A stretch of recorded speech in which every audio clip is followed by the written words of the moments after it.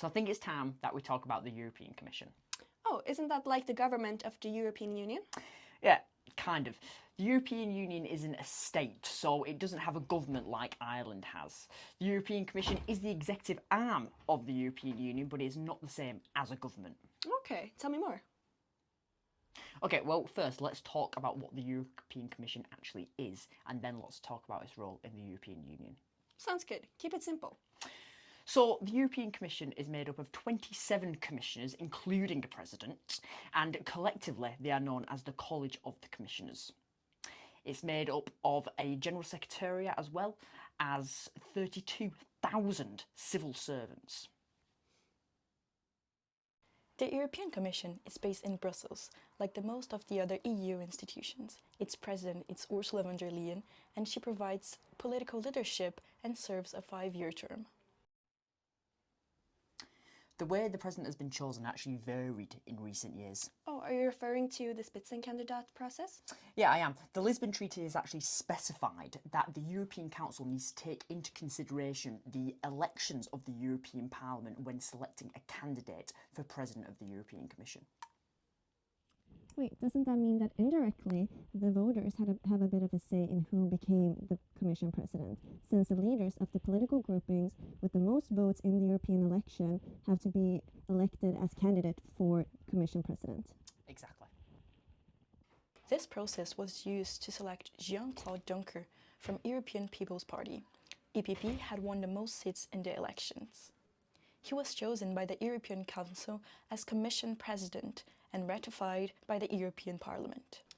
However, in 2019, the Spitzenkandidat was ignored by the European Council, who instead voted for Ursula von der Leyen, largely seen as a compromise candidate. Interesting, but I don't think the leaders of the member states were too happy about not being able to choose their own candidate, so I doubt that the Spitzenkandidat will be used in 2024 either. Yeah, you're probably right. So once the President of the Commission has actually been selected, it is down to the countries to select the 26 commissioners.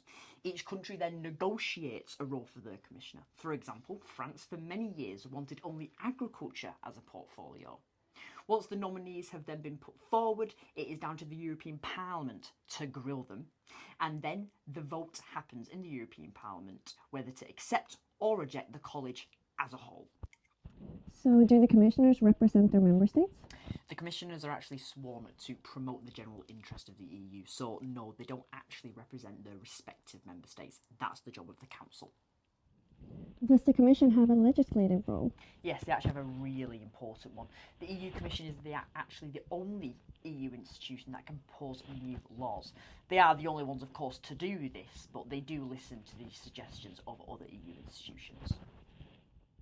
Some of its other roles include drawing up the annual budget, enforcing the EU law, and also representing the EU on the international stage. Would it be fair to say that the Commission has to work alongside the other EU institutions? Well, the EU only works when all the institutions work together. So the Commission has a mix of a political role and a managerial role, ensuring, for example, the legislative process remains between it, the European Parliament, and the European Council as a team effort. Thank you for explaining. And now we know what the European Commission does.